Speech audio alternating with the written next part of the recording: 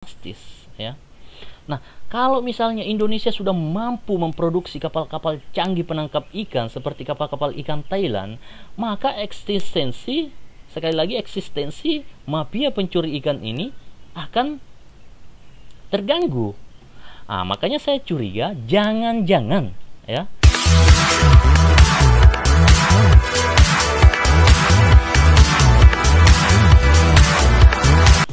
Assalamualaikum warahmatullahi wabarakatuh, sahabat YouTube. Kembali lagi bersama Matahari dari Barat. Ya, kali ini kita akan membahas sesuatu yang sangat spektakuler, yang sangat mencengangkan. Ya, jadi apakah ada kaitan antara kriminalisasi Panji Gumilang Mahat Al Zaitun dengan mafia pencuri ikan? Kita akan jelaskan. Ini berdasarkan pengalaman saya. Oke, kita mulai. Ya. Sebelumnya saya ingin bercerita tentang pengalaman saya bahwa saya ini adalah seorang pelaut. Ya. Pertama kali saya menjadi pelaut yaitu bekerja di kapal ikan yang menangkap ikan di Natuna, dan itu kapal ikan Thailand. Nah, sejarah saya bisa masuk di situ itu tanpa sengaja. Saya hanya melihat iklan bahwa ada lowongan pekerjaan sebagai penangkap ikan ya. Terus saya daftar, masuk, kemudian terbanglah saya ke Natuna, dan di situ saya naik kapal. Ternyata kapal itu adalah kapal Thailand yang menangkap ikan di perairan Indonesia.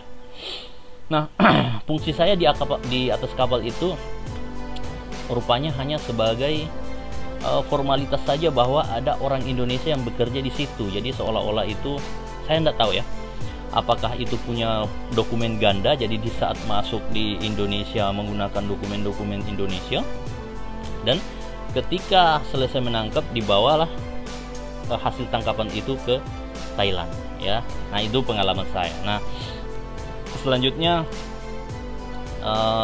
saya kan punya keinginan ya, cita-cita ingin berkeliling Indonesia dan berkeliling dunia, dan saya tidak lama di kapal ikan itu. Nanti kita akan kembali bahas masalah ini ya. Saya lanjutkan dulu bahwa setelah dari kapal ikan kemudian saya pindah ke kapal kargo ya. Antar barang-barang ke sekitar Kepulauan Riau, pokoknya daerah barat sana lah ya, ke Batam, Singapura, segala macam ya.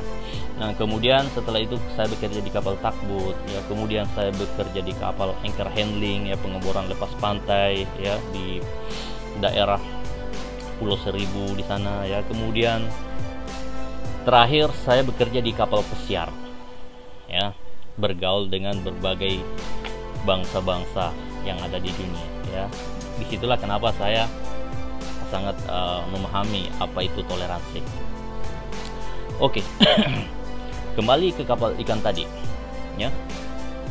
Jadi kapal ikan Thailand, kapal ikan asing yang menangkap ikan di perairan Natuna itu bukan cuma 1, 2, 3 tapi ribuan ya. Ketika kami membawa hasil tangkapan selama 15 hari atau 2 minggu di perairan Natuna, kemudian kami bawa ke Pattani sana di Thailand ya, itu ribuan kapal-kapal sepanjang sungai itu ya terparkir di Thailand, di Pattani sana, dan itu semua menangkap ikan di Indonesia. Nah, itu yang lagi terparkir. Nah, yang sedang lagi beroperasi mungkin lebih besar dari itu ya. Nah, tapi yang ditangkap oleh petugas-petugas kita itu ya cuma beberapa puluh buah begitu. Kenapa? Mereka punya strategi ya. Mereka ini kan kompak ya. Di saat ada mungkin kapal perang yang ada beroperasi di perairan situ, mereka akan pindah ke perbatasan Vietnam ya. Jadi cuma beberapa kapal saja yang beroperasi di situ yang kena tangkap. Nah, setelah penjaganya pergi, maka mereka akan calling teman-temannya. Pai pakai bahasa Thailand itu, pai. Sudah pulang, pergi. Maka mulailah mereka meransak masuk lagi, ribuan kapal-kapal itu menangkap ikan di Natuna ya. Nah, anehnya ya, ketika saya pernah mengalami kapal yang saya tempati ini ditangkap oleh petugas ya, penjaga laut lah. Saya naik ke atas kapal itu, kemudian ditanya dokumennya, saya serahkan dokumennya, kemudian setelah itu ditanya nomor telepon agennya, saya kasih nomor telepon agennya, telepon tidak lama kemudian dilepas. Ya, saya tidak tahu kenapa dilepas, ya mungkin dokumennya valid ya, tapi yang jelas hasil tangkapan itu dibawa ke Thailand ya. Dan itu banyak teman-teman saya yang bekerja di situ tuh banyak ya. Kalau kita lagi sandar di Thailand itu kita kan ngumpul-kumpul sesama orang Indonesia begitu, banyak ya. Dan saya kira banyak orang yang akan, teman-teman yang akan bersaksi tentang kebenaran cerita saya ini. Nah, ketika Ibu Susi menjadi menteri ya, kapal-kapal penangkap ikan ditangkap itu dibom ya, dihancurkan ya. Tapi itu cuma berapa biji ya. Tapi itu pun sebenarnya sudah mengurangi ya intensitas penangkapan ikan di Indonesia ya. Nah, kemudian Ibu Susi lengser ya, maksud saya sudah tidak di kementerian lagi ya, kita tidak tahu bagaimana nasibnya sekarang ya. Makanya ini saya lihat kenapa bisa terjadi seperti ini, pasti ada mafia yang bermain di area ini ya, dalam pencurian ikan di Natuna ini. Saya kira pasti ada mafia besar yang bermain di sini. Kenapa ribuan kapal ikan itu bisa eksis ya? Saya dari tahun 2010 ya, kenapa bisa eksis seperti itu ya? Ini pasti ada mafia ya. Nah, apa kaitannya dengan kriminalisasi Panji Gumilang? Kita ketahui bersama bahwa Panji Gumilang ini sedang membangun kapal penangkap ikan ya, punya galangan kapal ikan ya. Nah, dan ini bisa menjadi produksi kapal secara besar-besaran. Nah, kalau ini terjadi, maka eksistensi mafia pencuri ikan ini akan terancam ya. Bayangkan kalau ribuan kapal ikan itu menangkap di Indonesia, hasilnya berapa triliun itu dalam setahun. Ini kan nilai yang sangat fantastis ya. Nah, kalau misalnya Indonesia sudah mampu memproduksi kapal-kapal canggih penangkap ikan seperti kapal-kapal ikan Thailand, maka eksistensi mafia pencuri ikan ini akan terganggu. Nah, makanya saya curiga jangan-jangan ya, kriminalisasi Panji Gumilang ini ada kaitannya dengan mafia pencuri ikan di Natuna di Indonesia. Ya, kita lihat bagaimana terstrukturnya ya kriminalisasi ini ya. Kita lihat dari proses pelaporan Pak Panji Gumilang ini ya, dari awalnya bentukan tim Pak Ridwan Kamil ya, kemudian disepakati akan mengadakan tabayun di kampus Al Zaitun, kemudian mereka belum datang, tiba-tiba Pak Ridwan Kamil sudah menyerahkan hasil investigasinya ke Mahfud MD ya. Nah, kemudian ini juga didukung oleh demo-demo kepada Al Zaitun ya. Jadi fitnah-fitnah keji yang dikeluarkan oleh orang-orang yang menggaungkan kriminalisasi kepada Panji Gumilang ini adalah fitnah-fitnah yang sangat keji, yaitu apa ya, ini digaungkan oleh juga Habib Bahar, bahwa katanya boleh berzina yang penting bayar, dan ini juga disiarkan di TV One ya, diungkapkan oleh Ken Setiawan ya. Nah, jadi narasi-narasi seperti itu dibangun sedemikian masifnya sehingga membuat banyak masyarakat Indonesia yang terprovokasi karena diulang-ulang ya, sesuatu yang diulang-ulang itu bisa jadi kebenaran padahal itu fitnah ya. Itu benar-benar fitnah, karena mana ada pesantren mengajarkan zina itu boleh tapi yang penting bayar ya. Nah, itu sudah dibantah sendiri oleh Panji Gumilang dan diklarifikasi oleh santri-santri yang ada. Nah, dan beliau juga dibela oleh doktor-doktor ya, ilmuwan-ilmuwan ya, intelektual Islam ya, seperti beberapa dosen UIN Syarif Hidayatullah ya, mengklarifikasi tentang tuduhan-tuduhan yang ditujukan kepada Bapak Panji Gumilang ini ya. Terus ada juga Dr. Muhammad Nasih ya, itu dalam kajian-kajiannya itu ya tidak ada yang bertentangan sebenarnya. Ini hanyalah kajian ya. Nah, tapi kenapa dibangun di branding sedemikian rupa ya, sedemikian masif, seolah-olah pesantrennya ini melegalkan zina ya, pencemaran, penistaan agama dan segala macam yang bersumber dari pendapat bukan fakta. Pendapat bukan fakta. Nah, makanya sekali lagi saya curiga, jangan-jangan ada intervensi mafia pencuri ikan di balik kriminalisasi ulama seperti Panji Gumilang yang sudah memberikan pemikirannya, karya-karyanya kepada bangsa dan negara ini ya. Dan ketika ini puncaknya, ketika membuat kapal ikan yang canggih ya, kapal penangkap ikan yang canggih yang berukuran besar, ini mulai rusuh, mulai ribut ya.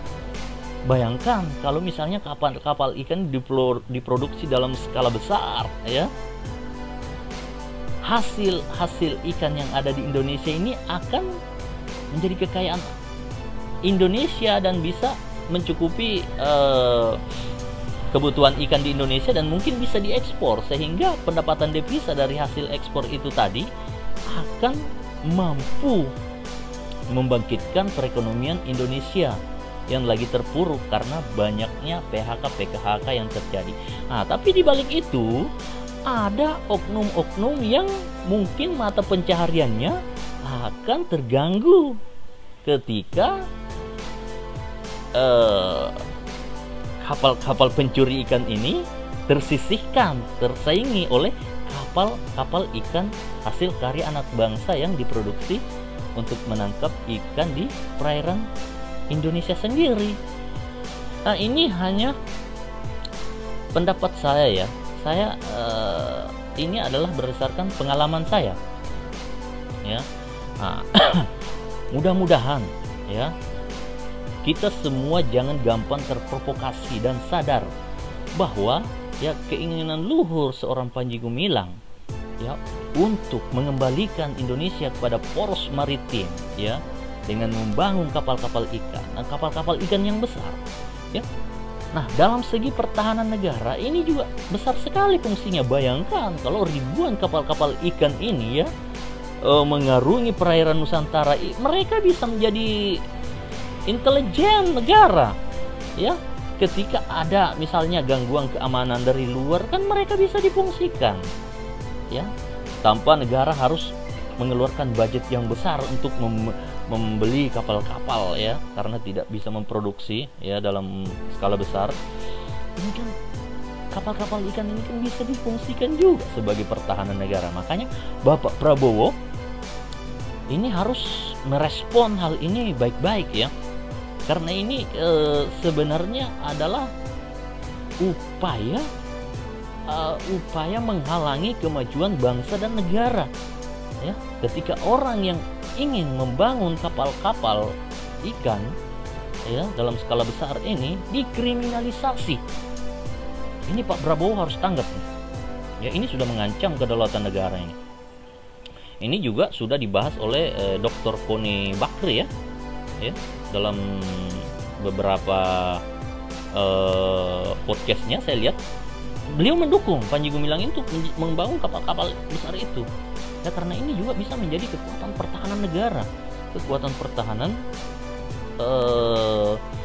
yang tidak memerlukan biaya besar ya, karena ini adalah swasta tapi bisa berkolaborasi dengan negara dalam hal pertahanan, sebagaimana negara kita ini adalah negara maritim ya. Nah, kita lihat bahwa sejarah perjalanan negara bangsa dan negara kita ini ya, sejarah perjalanan bangsa kita ini adalah sangat kuat di bidang maritim. Bayangkan seorang Sultan Hasanuddin ya berani melawan Belanda ya sendiri kerajaannya. Nah, karena dia mempunyai kekuatan maritim yang sangat luar biasa. Pelaut Bugis itu terkenal sangat luar biasa ya. Ya, sabotase lautnya terkenal sangat luar biasa. Ini kita bisa lihat di channel YouTube-nya Guru Gembul yang membahas tentang kerajaan yang paling kuat di Indonesia ya. Jadi POC menghancurkan kerajaan Goa itu, Sultan Hasanuddin itu bukan sendiri, tapi dia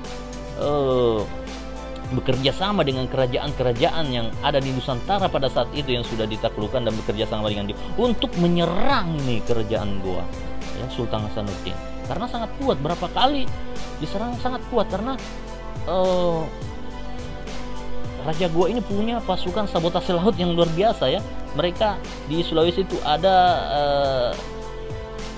namanya suku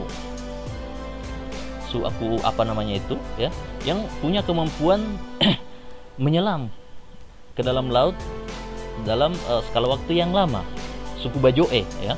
Nah, orang-orang Bajoe ini adalah angkatan laut andalannya Raja Goa. Ya bayangkan ya, ketika ada kapal-kapal Belanda gitu datang ya, kemudian mereka menyelam, dibocorin, dibolongin, tak 16 tenggelam. Nah, itu kan sesuatu yang luar biasa. Nah, ini yang ingin dikembalikan oleh Bapak Panji Gumilang, kejayaan maritim laut. Nah, rupanya inilah yang dikhawatirkan oleh orang-orang yang tidak senang bila Indonesia ini bangkit dengan kekuatan maritimnya ya. Nah, ini harus dicermati baik-baik, jangan sampai ya apa yang saya khawatirkan ini, apa yang membuat saya curiga ini benar adanya ya. Jangan sampai istana kalah dengan mafia pencuri ikan. Oke, itu dulu dari saya. Mudah-mudahan ini dicermati dan disampaikan kepada istana. Saya bersedia menjadi menjadi informan ya kepada misalnya media-media yang ingin mendalami tentang kecurigaan saya ini ya. Saya bisa telepon ya. Nanti kalau misalnya mau menelpon saya, komen saja di kolom komentar itu dan nanti saya akan memberikan alamat email dan silahkan email ke saya. Oke? Assalamualaikum warahmatullahi wabarakatuh.